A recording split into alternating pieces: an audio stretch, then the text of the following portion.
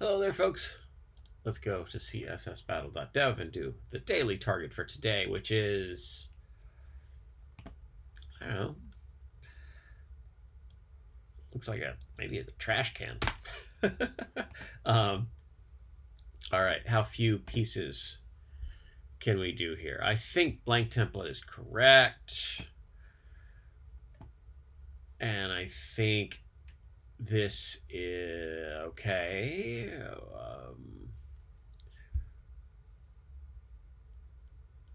Can I do just the top, the top of the trash can with a single element? So to do that, I set background to the red, and that's actually, I think that's going to be a conic gradient.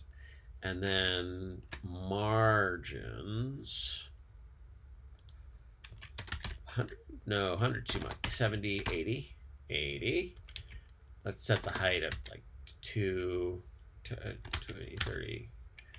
And then more margin on the sides, 190, 180, 170, 160, 162. And let's do border solid 10 pixels. Border solid 10 pixels. No, border solid, and then the color, I think, is what we want. Plonk. And then border width,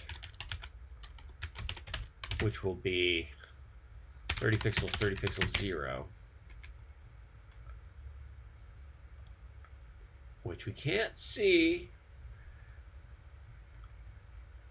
Our height then needs to be something like 10, maybe 0, no, 10. And then a border radius, and we'll do 1 inch, 0, 0. And actually, we don't want to do it that way. I think this border mechanism is no good at all. Instead, what I want to do is make it this, so as to be a radial gradient. 1Q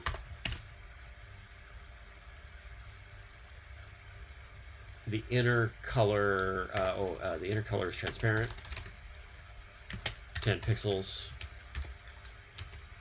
0, 20 pixels, and this height is 30, and then we move it down. Now the issue is going to be that the background size wants to adhere to the size of the element. So probably we need to do an at here. And that's the most efficient. At 100%. No, at 50%. So that's, okay, go to the middle and then down to 100% at the bottom. And then we need another color stop. Transparent, 0. So that's how we get that shape. And then once we change that color stop to 30, we got it. And then this background is a conic gradient, which is, so I'm going to put red on the deep background. And what I want is yellow, 75%, and then transparent. We will optimize this later. It's at 0.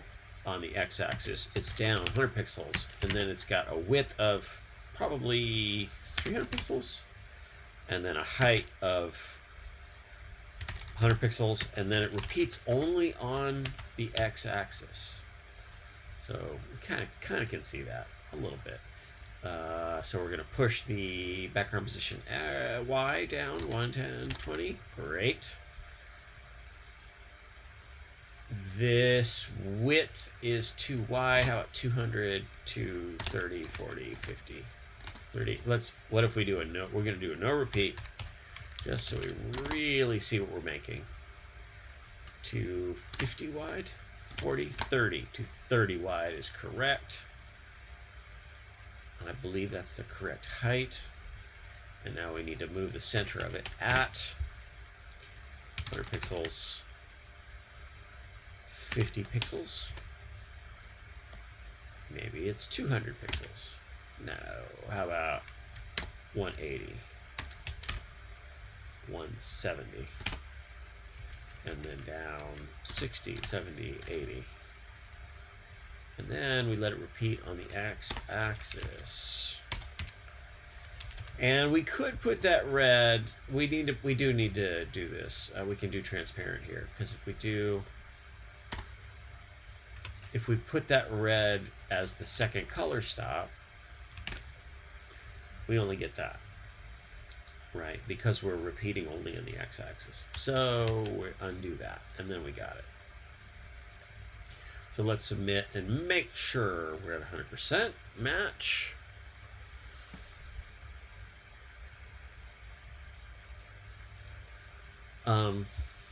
Because of the height, 100% is worse than what, 30 pixels? So 30 pixels is a little bit better. 50% is good, because then we can delete the space there, and minification should account for that. Any other changes? We could change some units, but unit replace and minify and submit. We wait for the back end to give us our score, final score, and that's a totally acceptable way to do that. Does it? I mean, do we need the element? We might not need the element. So if I remove that guy and steal this radial gradient,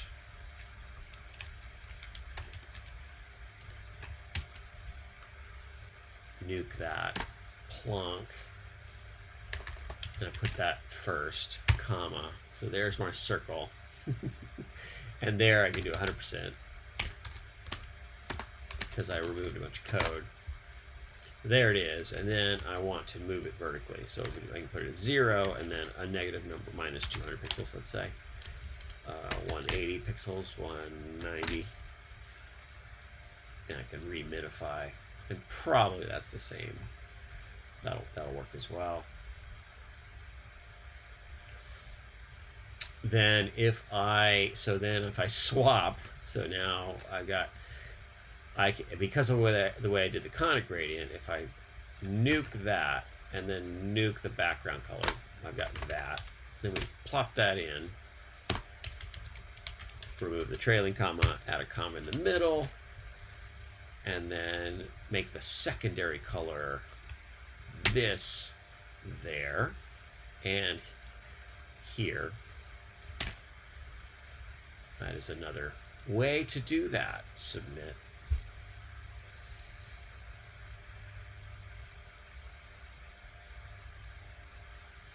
Once we do that, we can make that the ampersand, reminify, reunit replace, and resubmit. And probably that's going to be a better score. Probably. Yeah, that's a better score too.